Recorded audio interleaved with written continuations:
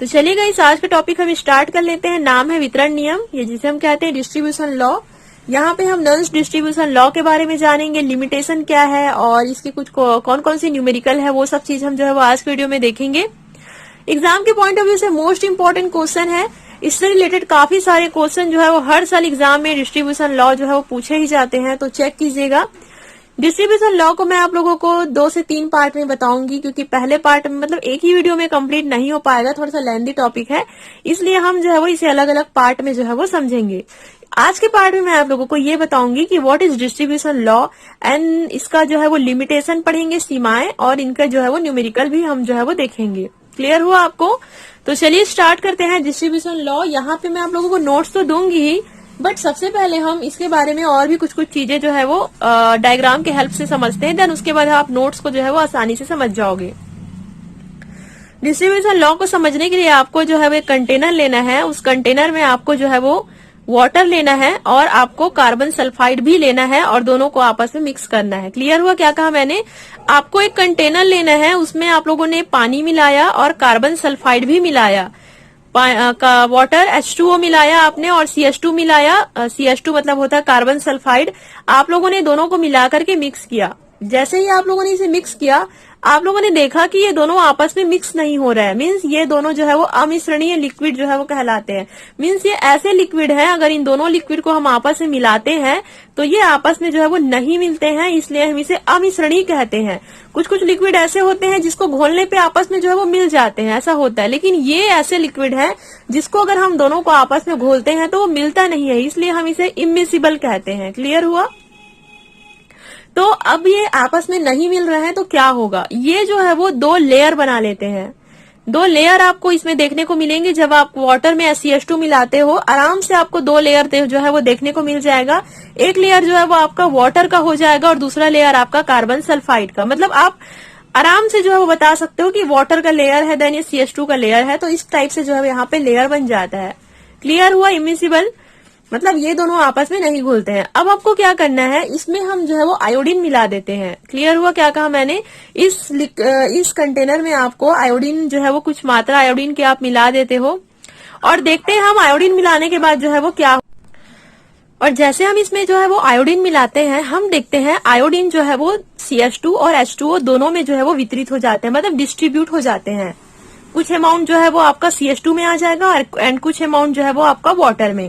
कहने का मतलब है कि जैसे हम इसमें आयोडीन मिलाते हैं, आयोडीन जो है वो दोनों लिक्विड में जो है वो डिस्ट्रीब्यूट हो जाती है और उसके बाद जो है वो यहाँ पे इक्विलिब्रियम स्टार्ट हो जाता है। मतलब यहाँ पे जैसे ही हम आयोडीन को डाले, दोनों में वितरित हुआ, डिस्ट्रीब्यूट हुआ। CH2 में भी, CH2 लेयर में भी आपको आयोडीन मिलेगा, H2O लेयर में भी आपको आयोडीन मिलेगा। दोनों लेयर में आयोडीन प्रेजेंट होते हैं और दोनों जो है वो साम्यावस्था स्थापित कर लेते हैं। मीन्स यहाँ पे इक्विलिब्रियम जो है वो आपको अब देखने को मिलेगा दोनों लेयर के बीच में। क्लियर हुआ? तो अगर हम इसके कॉन्सेंट्रेशन की बात करें, सांद्रता की बात करें, तो मान लीजिए जो CH2 का जो कॉन्सेंट्रेशन होगा वो C1 मान लीजिए हम लोगों ने यहाँ पे C1 ले लिया है, और ये जो H2O वाला जो सेकंड लेयर का जो कॉन्सेंट्रेशन होगा, जो सांद्रता होगा, उसे हम लोगों ने C2 मान लिया है। अब अगर हम C1/C2 करें तो इसका मतलब जो है वो K होता है। यहाँ पे मैं आप लोगों को आगे और बता दूंगी इसे, जो C1/C2 इक्वल K कैसे होगा, क्यों होगा और कौन सा लॉ यहाँ पे जो है वो आएगा। तो यहाँ तक आपको समझ आया जो भी कंटेनर वाला मैंने बताया।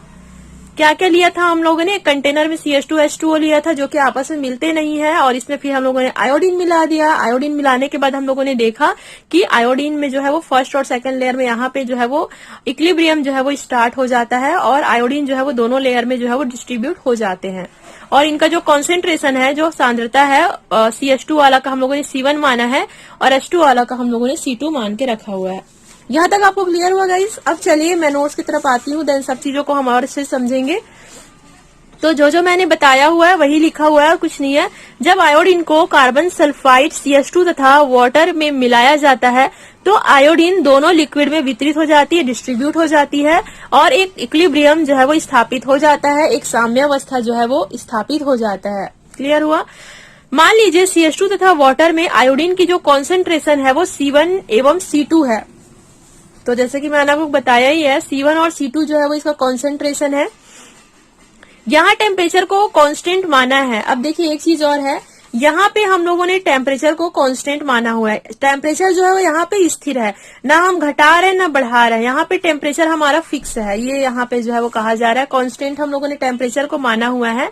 तो इन दोनों का जो अनुपात होता है, दोनों जो कॉन्सेंट्रेशन आप लोगों ने लिया हुआ है, उन दोनों का जो अनुपात होता है मतलब C1/C2 इक्वल K होता है। और K जो है वो एक स्थिरांक है जिसे वितरण गुणांक या डिस्ट्रीब्यूशन कॉफिशिएंट कहते हैं।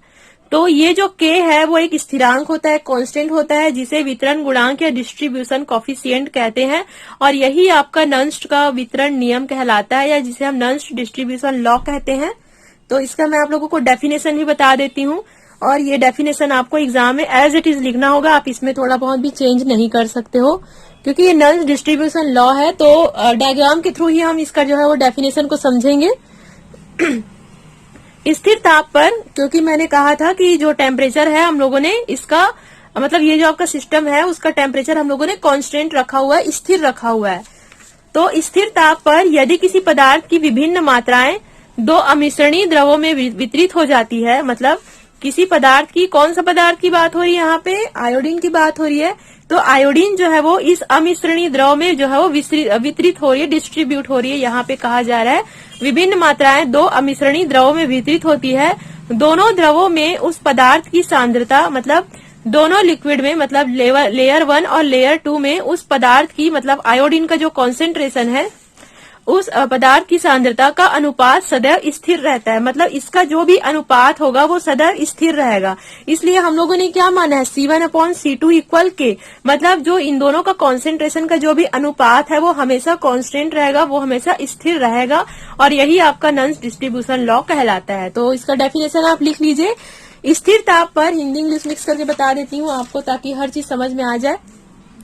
कांस्टेंट टेम्परेचर पर यदि किसी पदार्थ की विभिन्न मात्राएं दो अमिश्रणीय द्रव, मतलब इमिसिबल लिक्विड में वितरित होती है, डिस्ट्रीब्यूट होती है, तो दोनों लिक्विड में उस पदार्थ की जो कॉन्सेंट्रेशन का जो अनुपात होगा वो सदैव स्थिर रहता है, मतलब हमेशा फिक्स रहता है।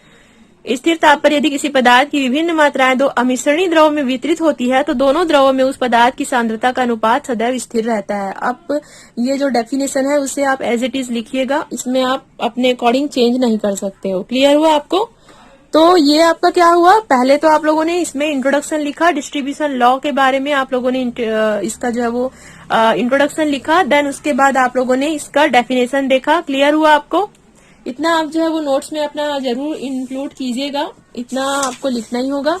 देन चलिए अब हम इसका जो है वो लिमिटेशन देख लेते हैं। आपको समझ तो आ गया ये डिस्ट्रीब्यूशन लॉ क्या होता है और यहाँ इसका डेफिनेशन क्या है। अब हम क्या करते हैं, इसका जो है वो लिमिटेशन देखते हैं। मीन्स यहाँ पे हम जो है वो डिस्ट्रीब्यूशन लॉ का सीमाएं देखेंगे, कौन कौन सी लिमिटेशन होती है। पहला, यहाँ टेम्परेचर तथा प्रेशर स्थिर होना चाहिए। मतलब यहाँ पे ये कहा जा रहा है, देखिए बता रही हूँ, जो भी यहाँ पे टेम्परेचर है ना, तापमान है और दाब है, वो जो है वो कांस्टेंट होना चाहिए। आप ऐसे नहीं कि आप ये प्रोसेस कर रहे हो और अचानक से टेम्परेचर को हाई कर दिए, ऐसा नहीं करना है। आपको टेम्परेचर को यहाँ पे कांस्टेंट लेना है, आपको यहाँ प्रेशर भी आपको कांस्टेंट मानना है। क्लियर हुआ आपको? ये डिस्ट्रीब्यूशन लॉ जो है वो आपको जो C1/C2 इक्वल K तभी मिलेगा जब आप प्रेशर को कांस्टेंट रखोगे, टेम्परेचर को कांस्टेंट रखोगे। सेकंड देखिए, यह नियम केवल इक्विलिब्रियम स्थापित हो जाने पर ही लागू किया जा सकता है। तो ये जो आपका रूल है, लॉ है, जब तक आपका ये इक्विलिब्रियम स्थापित नहीं हो जाएगा, जब तक साम्यावस्था आपका स्थापित नहीं हो जाएगा, तब तक आप जो है वो इस लॉ, मतलब ये जो है वो लागू नहीं किया जा सकता है। ये नियम तभी लागू होगा जब दोनों लेयर के बीच जो है वो, जो हम लोगों ने आयोडीन मिलाया हुआ है उसके बीच जब इक्विलिब्रियम स्थापित होगा, तभी ये इक्विलिब्रियम स्थापित हो जाने पर ही ये लागू किया जा सकता है। क्लियर हुआ आपको?